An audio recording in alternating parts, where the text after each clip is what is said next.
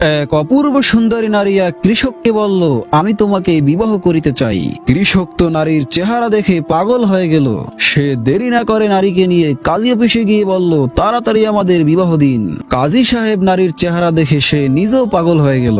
কাজী সাহেব কৃষককে বললেন, আরে বেটা কৃষক, তুই তো এই নারীর উপযুক্তই না, আমি এই নারীকে বিবাহ করিব। তখন কৃষক আর কাজীর মধ্যে ঝগড়া লেগে গেল। এক পর্যায়ে কৃষক আর কাজী বিচার নিয়ে গেল বাদশার দরবারে। বাদশাহ নারীর চেহারা দেখে সে নিজেও পাগল হয়ে গেল। বাদশাহ বললেন, তোমরা দুজনই তো এই নারীর অযোগ্য, বিবাহ করিব আমি। তখন নারীকে বলা হলো, তুমি সিদ্ধান্ত দাও, তুমি কাকে বিবাহ করিবে।